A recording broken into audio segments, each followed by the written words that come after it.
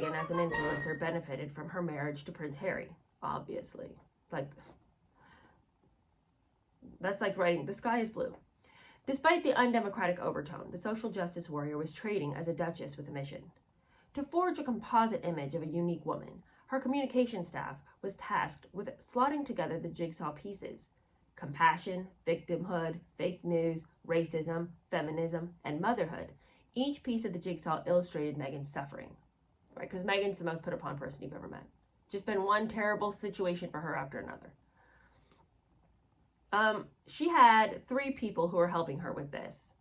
And one of the things that stands out to me about Meghan and Harry is the enormous amount of staff they have to get nothing accomplished.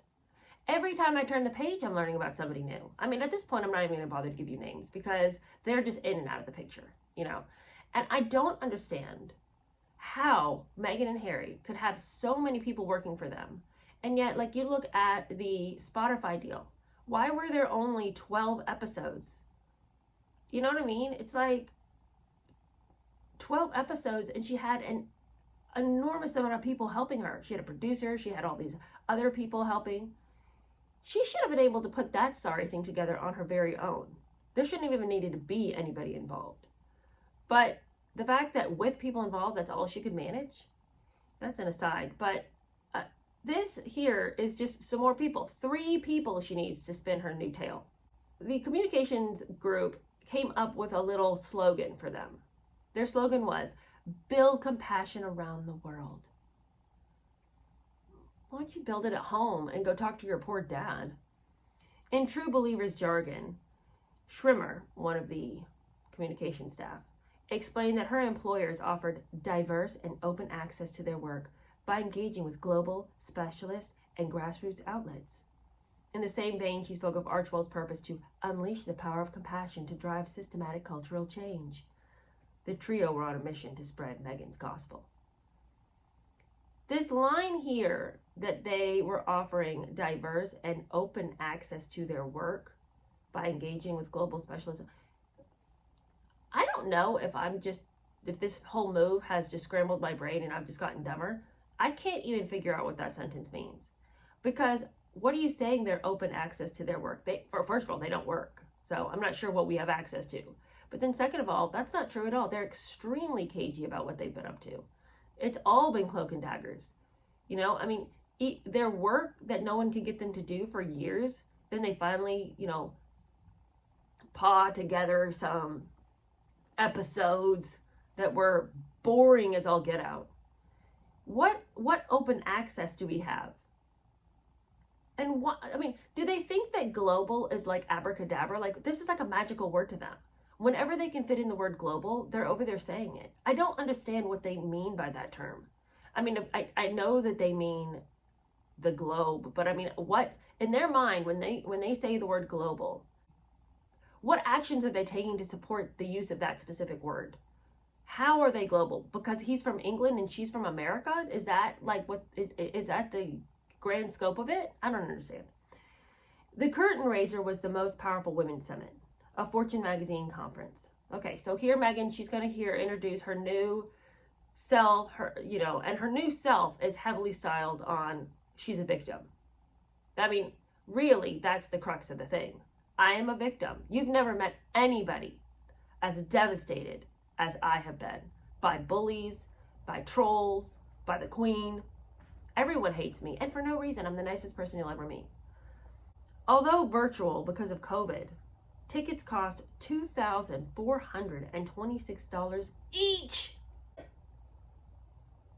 I would pay $2,426 to not have a Zoom call. I cannot imagine anybody who'd fork that money over. In my wildest dreams. And because, like, what is the, I mean, y'all gonna send me a gift bag? Is there gonna be something that I get out of this? I mean, it's like, at least if I had gone to an event, we might have eaten. What am I paying $2,000 for? I just can't even imagine. Describing herself as the most trolled person in the entire world in 2019, which is an exaggeration because Adele and Gemma Collins were also being attacked at that same time. She recited how abuse had left her isolated and othered. Well, that was a word of that year, wasn't it? Othered. Being the victim of racist antagonism that was manufactured and churned out was, she said, almost unsurvivable. Well, but Meghan, see, the problem here is that you continue to read the unsurvivable trolling. Just turn your phone off. Make it so you're not looking at that stuff. You don't have to know. Nobody in your staff is going to come running to you, fluttering magazines in your face and scrolling the phone in front of your face so you have to see it. You know, this doesn't actually have to be your reality. You can live a very lovely life, untethered and unattached to what's going on in social media, if you want to. And I tell you what, I'd love to live the unsurvivable life that means Montecitos in my future. At the heart of Meghan's argument was the unfairness of her mistreatment, because she said Facebook and other social media platforms always carried hate-filled posts after she spoke about mental health, well-being, and gender equality. While her statements were obviously true and not controversial, the reaction to her on social media was callous, poisonous even. I'm cautious about putting my family at risk. What ended up inflammatory in people's interpretation, that's so big, you can't even think about what that feels like. All right, well, Meghan, here's the thing though. If speaking is so harmful to you, then maybe just don't speak for a while. Like maybe truly, if you're like, the world is on fire and I don't know how to put the fire out, then retreat from the forest fire of the world, right? Like don't go running amongst the flames and saying, I'm burning, I'm burning. Get away from it.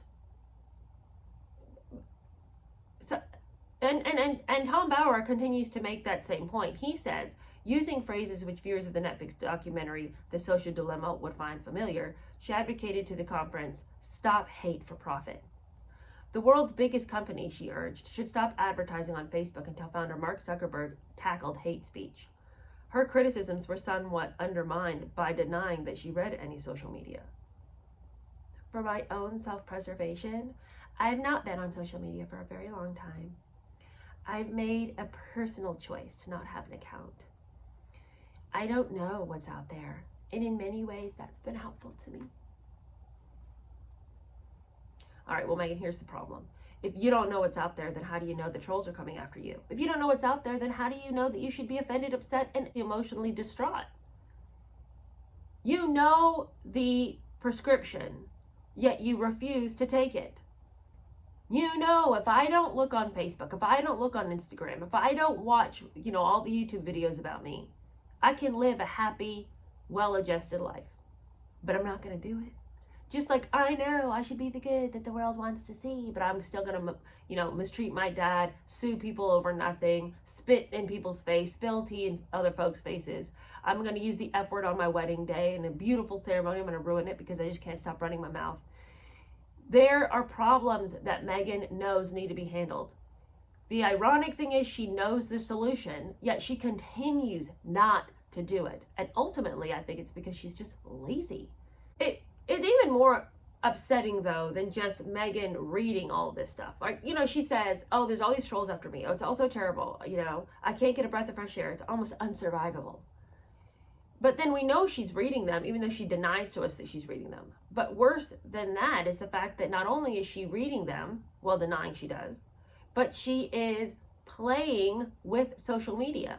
At the same time she says it's the greatest evil known to mankind and we need to stop hate for profit, she and Harry are over there on their website. They're over there making YouTube videos. They're over there posting this, that, and the other all over the place. If the internet is the problem, why are you putting more content out? Meghan had built her platform on social media. That's how anybody who knew her at all happened to know her. I mean, apart from her little gig on Suits, she was known because of the TIG and her Instagram. And between the TIG, Instagram, and Twitter, she had collected for herself 3 million followers, which is not nothing. And so she may have a lot of negative things to say about Instagram and Twitter and all of these social media platforms now. That's how she became famous. So now that she's climbed up the ladder, she wants to cut the legs out from all the other people who are going to try to use those same platforms to gain some kind of fame and even just to make a living. She's managed to scale up the ladder, but now she doesn't want anybody else to make it up the ladder. Regardless of that fact, she and Harry can complain all day long that the internet is after them, but Harry's over there using the internet. On Mental Health Day, he goes out there and says, showing vulnerability in today's world is a strength, he posts. On that same website, Meghan had posted a message from herself as the Duchess of Sussex, commiserating with the trials of their followers during the COVID lockdowns. Nobody wants to hear about how hard you have it at your Montecito mansion with your 14 bathrooms, your 9 bedrooms, your tennis courts, your pool, your child's playhouse, your guest house, your acres and acres of lawn. Spare us how hard you have it during this lockdown. But she wanted to say, we recognize the unique perspectives throughout which different communities view the world.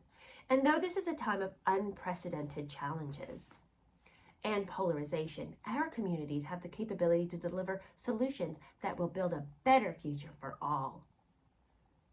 That doesn't help anybody. Like when you are in lockdown, your grandmother's dying in the hospital and you can't go see her, nobody wants to hear your little take on our communities have the capability to deliver solutions that will build a better future for all when your grandmother's dying and she's dying alone. Save it, Meghan. She had added in a YouTube address from Montecito on International Day of the Girl that the COVID lockdown had allowed the Sussexes to enjoy really good family time. That was everybody's little caveat to make themselves feel better. We're having a great time as a family. Also, only a desperate influencer would realize that it was International Day of the Girl. I have never even heard of that day. But of course, Meghan probably got it all jotted down in her little calendar. Make a video for International Day of the Girl.